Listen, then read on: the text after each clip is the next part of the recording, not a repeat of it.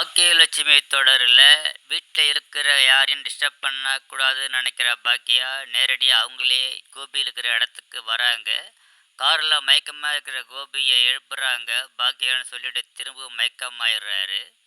பயந்து போன பாக்கியா எழிலுக்கு ஃபோன் பண்ணி விஷயத்த சொல்கிறாங்க. பயப்பட வேணான்னு சொல்கிறாரு. எழில் வந்துடுறேன்னு சொல்கிறாரு. அதுக்குள்ளே ஆம்புலன்ஸுக்கு ஃபோன் பண்ணுறாங்க. ஆம்புலன்ஸ் வந்த உடனே ஆம்புலன்ஸில் கூட்டிக்கிட்டு கோபியை கூட்டிக்கிட்டு ஹாஸ்பிட்டலுக்கு போயிடுறாங்க. எழிலும் பிறகு ஹாஸ்பிட்டலுக்கு வந்துடுறாரு. டாக்டர் உள்ளே இருக்க கோபி செக்அப் பண்ணிக்கிட்டு இருக்கிறாங்க. 2 பேரும் பதட்டத்தோடு வெளியே நிற்கிறாங்க. வெளியே வர சிஸ்டர்கிட்ட என்ன ஆச்சுன்னு கேட்குறாங்க.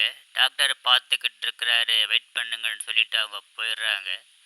சிறிது நேரம் கழித்து வெளியே வரும் டாக்டர் விஷயத்த எழில்கிட்ட சொல்கிறாரு. என்னன்னு பாக்கியா கேட்குறாங்க. அதற்கு அவருக்கு ஹார்ட் அட்டாக் வந்திருக்குன்னு டாக்டர் சொல்லிட்டு போகிறாரு.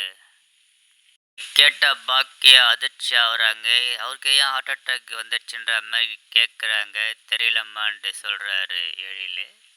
காலையில் ஈஸ்வரி செழியன் இனியாவோட ஹாஸ்பிட்டலுக்கு வந்து என்ன ஏதுன்னு கேட்குறாங்க. ட்ரீட்மெண்ட்டு போயிட்டுருக்கு. டாக்டர் வந்து சொல்கிறாங்க தான் நாங்கள் வெயிட் பண்ணிகிட்ருக்குறோம் அப்படின்னு பாக்கியாவும் எழிலும் சொல்கிறாங்க. அழுதுகிட்டே இனியாவும் ஈஸ்வரியும் உட்காந்து வெயிட் பண்ணிக்கிட்டு இருக்கிறாங்க.